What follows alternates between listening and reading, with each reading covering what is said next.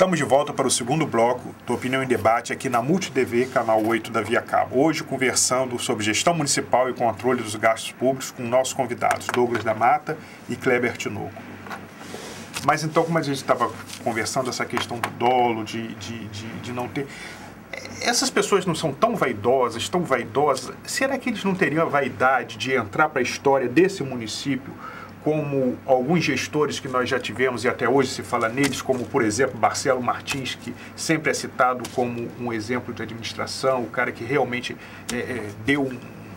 Acho que isso depende de publicidade, né?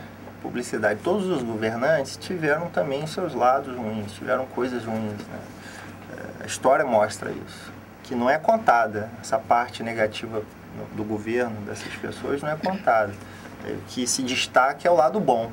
E é isso que se passa através da publicidade, né? Você tenta, através da publicidade, demonstrar que está tudo bem, está tudo certo. Mas eu penso assim, um gestor hoje, ele teria a condição de escrever o nome dele como gestor na história desse país. Ele poderia fazer essa cidade, com o dinheiro que se tem, uma referência no país inteiro.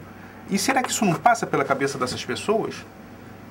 Eu acredito que sim, em algum determinado momento, bem lá atrás, né? Porque a diferença é a seguinte, houve um processo, e não, esse não é uma característica exclusiva de Campos nem do Brasil, mas no mundo inteiro. Há um momento em que o processo político, e isso aí tem muito a ver com a mídia também, né? Há um deslocamento, né, da mídia. A mídia, ao invés de só de repercutir o que por exemplo, o Marcelo Martins fazia ou não, ela passa a incorporar o papel ela passa a virar quase organicamente um partido, ela vira quase um outro partido. É o que a gente chama de partidarização da mídia. Isso é um processo que acontece nos Estados Unidos, né? Há um deslocamento do eixo da mídia por uma questão de transição econômica também, há uma necessidade, há um declínio, né, da rentabilidade da mídia.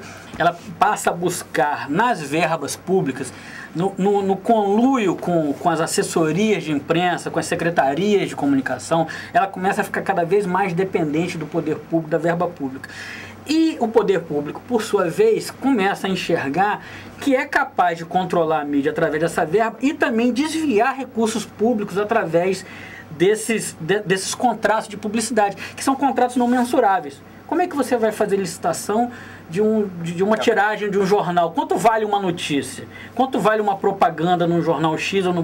Eles tentam dizer que tem como mensurar, mas não tem, né? Tanto é que existem vários exemplos de como se faz esse tipo de desvio. Eu estou citando isso para dizer o seguinte: com essa junção de interesses, a mídia e o processo político deixam de ser... A mídia deixou de ser instrumento de informação e a política deixou de ser um instrumento de fazer coisas boas e atingir o bem público. Eles viram fim em si mesmos. Ou seja, o poder pelo poder, tanto o poder de dizer que forma opinião por formar, vira uma coisa só. E o poder político vira o poder em si só. Então ele se afasta da necessidade de mostrar para o seu representado que ele é melhor do que o outro porque ele fez obras melhores ou porque ele soube gastar melhor o dinheiro público. Passa a ser quase uma... mal comparando, aquela coisa da celebridade que a gente vê muito na televisão, e isso contamina os meios de comunicação social de forma quase que simultânea. Você não tem mais aquela pessoa que chegou ao estrelato porque canta. Antigamente a mulher ou o homem, para virar cantor e chegar no Flávio Cavalcante, por exemplo, chegar em outro programa de auditório, tinha que saber cantar, sapatear, dançar, tocar piano, lavar, passar e ainda chupar cana e assoviar. Hoje em dia a gente sabe que os requisitos, houve uma distorção dos requisitos. Bastou aparecer pelado ou fazer algum escândalo qualquer que você acaba, né, aparecendo também. Eu estou querendo dizer isso por seguinte: então se descolou, né, a necessidade de ter uma história, uma biografia, a necessidade de ter serviços prestados para você virar um político com reconhecimento e ter voto. E houve uma industrialização do processo eleitoral, ou seja... O campista conhece, o Kleber vai falar. Como é que funciona, Kleber? É o famoso cinquentinha. O voto deixou de ser um reconhecimento, né, de uma... O poder que define hoje é o poder econômico. É o poder econômico. né? Então, quando há essa industrialização da política, a partidarização da imprensa, deixou de ser a coisa de... Hoje o cara, aí ele ideologizou, ele mitificou a ideia que ele tem dele mesmo. O cara que chega governador do estado, que sai de um bairro pobre de Campos, chega governador do estado, ou um prefeito, ele cria um mito em torno da pessoa dele tão grande que ele já não tem mais realidade em torno dele. Ele já acredita tanto que ele faz o bem o tempo todo, que ele é o cara, que ele acaba vendo, pra ele é o cara mesmo. É quase uma seita. É quase uma seita de si próprio. E aí, como dizia o Ernesto Sábato, os mitos são muito mais fortes que os fatos que tentam destruí-lo. Eu estava lendo um texto dele, até indicado por um amigo, e a verdade é essa. Os mitos se tornam muito mais fortes que os fatos.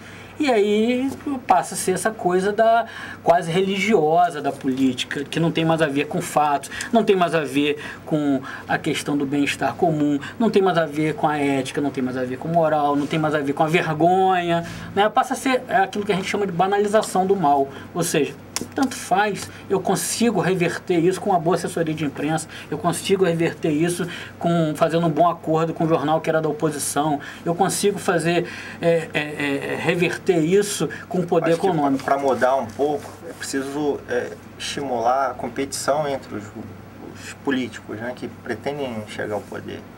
É preciso, então, que o governante ele faça as coisas boas, né, faça coisas boas e pretendendo se lançar e se perpetuar no poder, pode, com exceção do cargo do executivo legislativo, ele pode ficar indefinidamente no poder, mas o objetivo é tentar criar uma imagem boa e um bom governo que vai servir de exemplo para o outro. Quer dizer, se eu perder a eleição, o outro vai ter que fazer melhor. Para ganhar a eleição e ter que disputar comigo de novo, ele vai ter que fazer melhor, porque se não fizer, eu ganho. Então, você tem que criar um exemplo, um bom exemplo. O Douglas, que gosta de falar de bons exemplos, né? Você tem um bom exemplo, um governante que governe bem a cidade, ele vai servir de paradigma para os outros. Então, se o sucessor não fizer melhor do que ele, ou a mesma coisa, vai dançar, a população vai sentir e vai cortar dele. Mas quem faz hoje a imagem desse governante é a mídia. E como o Douglas tocou na mídia, eu queria trazer esse assunto aqui à discussão.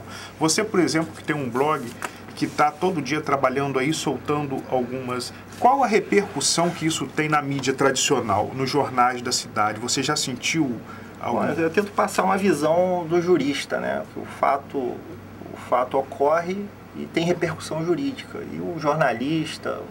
O pessoal da comunicação não tem intimidade muitas vezes com o direito, e eu tento passar de forma mais compreensível aquilo que está ocorrendo, um fato, interpretar o fato. Mas jurídico. Você tem colocado denúncias sérias no seu blog, como por exemplo a questão do preço da iluminação pública e outras ambulâncias.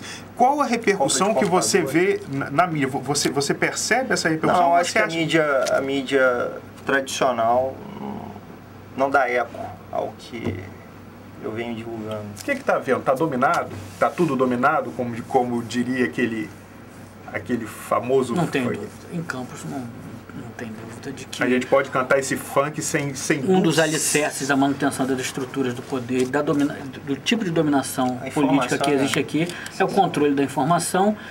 E vou dizer mais, a mídia ainda participa, alguns setores da mídia ainda participam como instrumento de financiamento desse poder político, né? Financiamento direto e indireto. Não é à toa que, inclusive, numa sentença recente, que voltou até para primeiro grau de decisão, pelo juiz monocrático, 2 veículos, grupos de mídia foram sentenciados junto com os políticos, os representantes, candidatos, né? E, no caso até prefeito eleito, foi afastado por causa disso, por abuso de poder econômico. Ora, ninguém se acumplicia ninguém para abusar de poder econômico se não tem um retorno financeiro. Para mim, isso ninguém faz isso de graça. Ninguém coloca o seu... Eu não vou cometer um crime pelo Kleber se eu não tiver uma participação no resultado ou uma expectativa de participação. Isso está claro.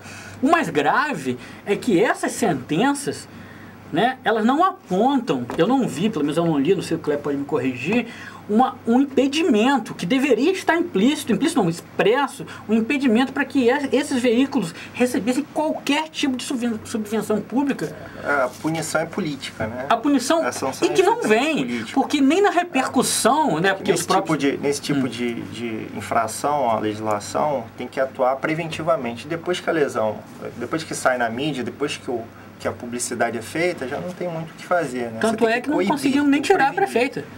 Ou seja, abusou, foi, voltou, e a gente sabe que, não estou generalizando, mas a estrutura judiciária desse país ela é feita, funciona melhor para quem tem mais recursos que quem tem menos. Isso aí é óbvio também, não estou ofendendo nenhum juiz nem ninguém, basta olhar a cadeia. Aí o processo que voltou não foi aquele que cassou o mandato dela, é um outro processo. É um outro processo, né? Outro processo, as pessoas estão confundindo. Esse que voltou é um outro processo. E o que caçou... Está lá ainda. Está lá ainda. Em Brasília. Não veio, não desceu. Que eu saiba, a última vez que... Acaba o mandato, perde o objeto, perdeu o objeto, acabou. Aconteceu com o caso Alberto Campis, que parece que até hoje não tem uma decisão no processo de caso acredito Alberto. Isso o Kleber pode falar melhor do que eu. Não sei do caso Alberto Campis. Me parece que até hoje ainda não tem uma decisão... Uma decisão definitiva dos recursos. Quando chega no TSE, você vê que as decisões muitas vezes são liminares, né? É no caso dela que garantiu o retorno dela, uma liminar. Voltando à pergunta, ao início da sua pergunta. Então, eu acho que a questão da mídia, realmente, ela precisa de... E toda vez que se fala em controle social da mídia, a mídia se eriça toda, se ouriça, grita e berra que está se querendo controlar a liberdade, nada disso. Ninguém está querendo discutir conteúdo da mídia. A pauta do editor, a pauta do jornalista, quem ele vai perguntar, quem ele vai xingar, quem ele vai falar, quem ele vai questionar, é problema dele, e que responda criminal e civilmente, se for o caso, depois. Não sou a favor de censura, muito pelo contrário. Quem teve a oportunidade de ler o meu blog ou de conversar comigo sabe, quem me conhece sabe disso, né? Agora, eu acho que tem que haver um controle social sobre. Tem dinheiro público na mídia? Tem. Então tem que ter controle do público. Se põe o dinheiro do imposto do contribuinte, por que o contribuinte... Alguém dá dinheiro a alguém de graça? Você dá seu dinheiro para alguém, não vai saber o que está usando esse dinheiro? Quando você vai consertar o seu carro lá na oficina, você por acaso não pergunta qual a peça que o cara colocou? Sobre esse controle público, eu quero conversar até no próximo bloco sobre o Ministério Público. Mas vamos agora fazer um breve intervalo e voltamos já com o terceiro bloco do Opinião em Debate aqui na Multi TV, canal 8 da Via Cabo. Não saia daí.